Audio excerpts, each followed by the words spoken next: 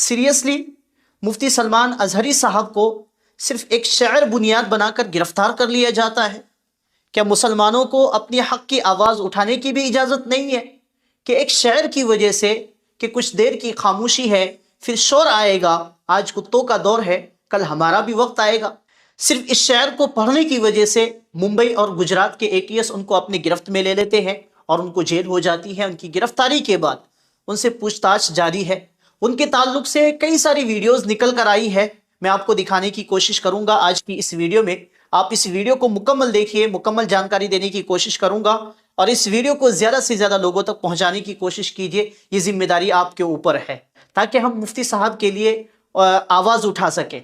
जैसे ही मुफ्ती साहब को गिरफ्तार किया जाता है तो हज़ारों की संख्या में मुसलमान निकल कर मुफ्ती साहब के हक में आवाज़ उठाना शुरू कर देते हैं कि सिर्फ आप एक शायर को वजह बनाकर मुफ्ती साहब को गिरफ्तार नहीं कर सकते।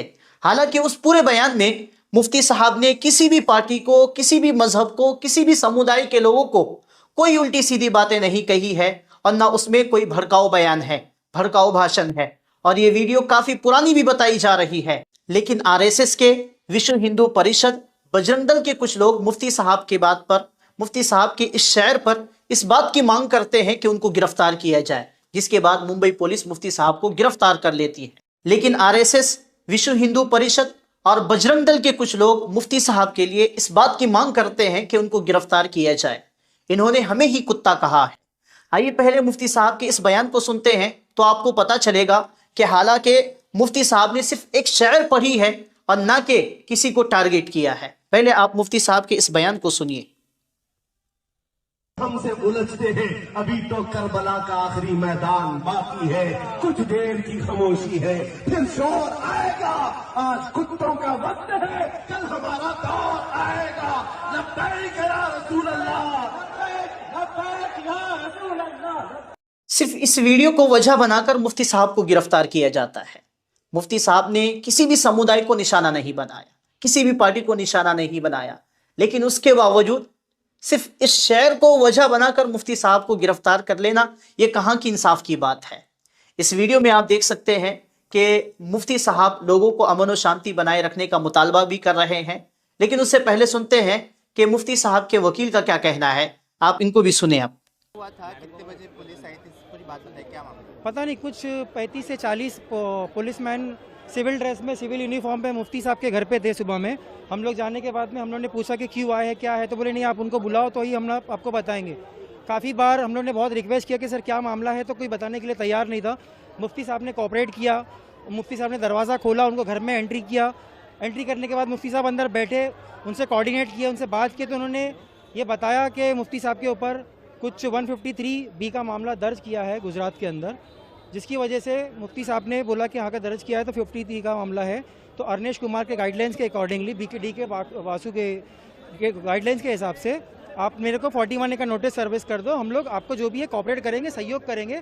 आप मुझे जो भी पुलिस स्टेशन में बुलाना चाहते हैं मैं तैयार हूँ, और चाहिए तो आप अभी भी मुझे पुलिस स्टेशन में लेके जाना चाहते हैं स्टेटमेंट देने के लिए, तो मैं तैयार हूँ। तो उन्होंने मुफ्ती साहब यहाँ पे आए, अपना स्टेटमेंट दिया, सब कुछ दिया। बट अभी तक के अभी 8 बज चुके हैं, लेकिन पुलिस की तरफ से ना 160 का नोटिस दिया गया, ना 41A का नोटिस दिया गया। मुफ्ती साहब का स्टेटमेंट रिकॉर्ड किया गया है, लेकिन अभी तक मुफ्ती साहब को इलीगली तरीके से डिटेन करके रखा हुआ है। कुछ बता नहीं रहे हैं, कोई रिप्लाई नहीं दे रहे हैं। और काफ़ी लोग यहाँ पे मौजूद है, काफ़ी लोग ने यहाँ पे प्रोटेस्ट भी किया, पीसफुल प्रोटेस्ट भी किया, लेकिन किसी की भी तरफ से, कमिश्नर भी आए, एडिशनल CP साहब भी आए, लेकिन हम लोग ने सबको रिक्वेस्ट किया कि सर आप 41A का कंप्लायंस कर दीजिए। सुप्रीम कोर्ट का गाइडलाइंस है, रूलिंग है, जो ट्रांसिट एंटीसिपेटरी बेल 15 डेज़ का हम लोग को मिलता है, हम लोग वो लेके कॉम्प्लाई करेंगे। और जब भी मुफ्ती साहब ने ये खुद सामने से बोला है कि आपको जब भी पुलिस स्टेशन में हमारी ज़रूरत है हम आएंगे, आपको पुलिस स्टेशन में आपको कोऑपरेट करेंगे, हमारा जो भी स्टेटमेंट लेना है आप ले सकते हैं। लेकिन पुलिस की तरफ से उनको अभी तक के डिटेन करके रखा गया है, किसी से मिलने की इजाज़त नहीं है उन्हें। सुबह लगभग अब 8 घंटे हो चुके हैं, 12 बजे उनको घर से लेके आया गया था, 8 घंटे हो चुके, लेकिन अभी तक के कोई भी कोऑर्डिनेशन नहीं है प्रॉपर तरीके से। बताया जा रहा है वो वीडियो बहुत पुराना भी, ऐसा दावा किया जा रहा है, जिस वीडियो को लेकर बवाल। वो वीडियो के बारे में अभी तक की कुछ जानकारी नहीं मिली, कितना पुराना है, क्या है, लेकिन अभी उसके ऊपर किसी की धार्मिक भावना को भड़काया नहीं गया है। जो भी सोशली इसको गलत तरीके से मैसेज किया गया है, और इसके अंदर आप देखेंगे आप खुद वो वीडियो देख सकते हो, उसके अंदर कोई भी तरीके का प्रोवोक स्टेटमेंट नहीं है। कोई भी रिलीजन, कास्ट, कम्युनिटी, गवर्नमेंट, किसी के भी बारे में उसके ऊपर गलत टिप्पणी मुफ्ती साहब ने नहीं की है, कोई स्टेटमेंट नहीं किया गया है। सिर्फ इतना है कि पुलिस स्टेशन के बाहर वहाँ पे कुछ लोग RSS, VHP, बजरंग दल के लोग ने वहाँ पे स्टेटमेंट पुलिस स्टेशन के बाहर धरना दिया, जिसकी वजह से पुलिस को सुओ मोटो इनिशिएटिव खुद से ये FIR लेनी पड़ी और उन्होंने ये FIR लिया। इस वीडियो में आप देख सकते हैं कि मुफ्ती साहब लोगों को अमन और शांति बनाए रखने का मुतालबा भी कर रहे हैं कि लॉ एंड ऑर्डर को फॉलो करें, लॉ एंड ऑर्डर को फॉलो करें। मुझे अपने देश के कानून पर भरपूर भरोसा है, इंशाअल्लाह मुझे कुछ नहीं होगा। मुफ्ती साहब ने वो शायर जो पढ़ी है, लेकिन कुछ लोगों ने उस शायर को अपने ऊपर ले लिया कि हमें कुत्ता कहा गया। हालांकि ये एक शायर है, लेकिन आप इस नफरती चिंटू सुरेश चौहान को देखिए कि इनको जेल होगी, इनको गिरफ्तार किया जाएगा। जो शख्स खुलेआम हिंदुस्तानी मुसलमानों को नस्लकुशी की धमकी दे दी है। इस वीडियो को देखें जरा आप, किस तरीके से ये मुसलमानों के खिलाफ भड़काऊ भाषण दे रहा है, भड़काऊ बयानबाजी करता है, लेकिन इसके खिलाफ कोई कार्रवाई नहीं की जाती। इन लोगों को लगता है कि हमारी हुकूमत है, हमें कुछ नहीं होगा, हमारे बापों का सर हमारे हाथों पर है। सुन, तू कह रहा है ना कि कुत्तों का वक्त हमारा आएगा, तो सुन, वक्त हमारा तब भी था जब अफजल का सीना फाड़ा था, असम और गुजरात में कैसे भगवा झंडा गाड़ा था। इसी जुबान के चलते ही देखा आपने किस तरीके से मुसलमानों को खुलेआम धमकी दे रहा है। गुजरात और आसाम जैसे कत्लेआम को दोहराने की बात की है।